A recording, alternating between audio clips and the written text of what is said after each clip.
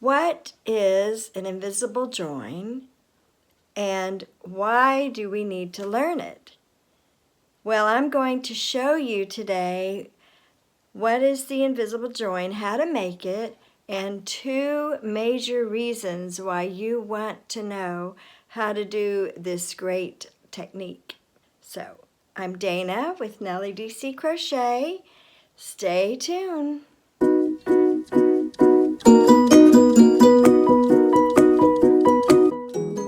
Do you remember me showing you the Festival of Lights blanket, the crochet along with Shapiest? Well, this project had so many millions of ends to weave in, my gracious, goodness gracious. So the woman who created this project gave a great tutorial on the invisible join, and it was a way that I already knew how to do it. And it is such a good method because it keeps you from having a huge accumulation of threads, of pieces of ends you have to weave in. So, all right, here we go. I'm going to show you how to do it. I'm working on these sweet little granny squares that I'm going to eventually make into a sweater. So I've gotten to almost the end of the second round, and I'm going to show you the invisible join, which I think has made a huge difference. So I have one more double crochet. I'm going to double crochet in the last spot. Now I want to join here, and instead of doing the usual slip stitch join at the top of this 3 chain, I'm going to do the invisible join, which makes such a difference. This is how you do it. Cut your yarn, pull it out.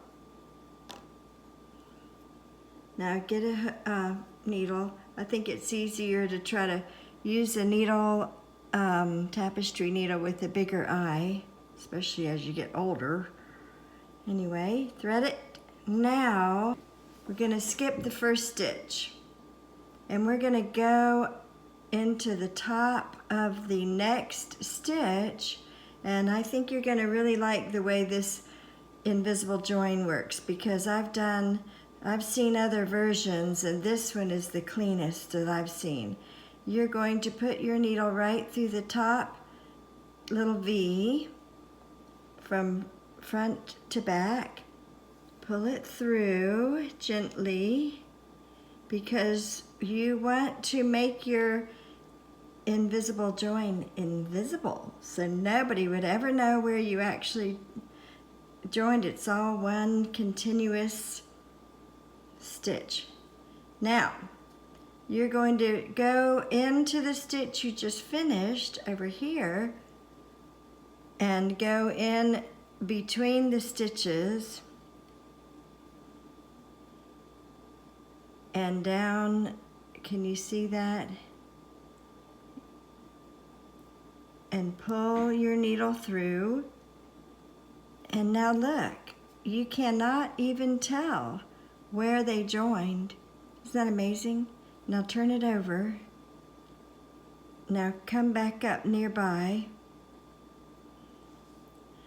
and guess what? You're gonna just go ahead and weave in this stitch. So it minimizes how many ends you have to weave in, either at the end of a project or at the end of a row. You've already got your needle in, and you just go ahead and do it. You don't have to. It helps you not get lazy and wait. So you just go ahead and finish weaving in the ends of that one. Then, since you've got your needle handy, you can go ahead and weave in the one that your starting thread. See? And that is the invisible join. And you kind of try to keep it, when you're pulling it through, try to keep it uniform with all the other stitches. Don't pull it tight. So, one great way, one good reason, just to review, of doing an invisible join is it keeps everything unified and invisible. And the second reason is because it helps you get in the habit of weaving in the ends right away and not have a huge accumulation. So I hope this was helpful.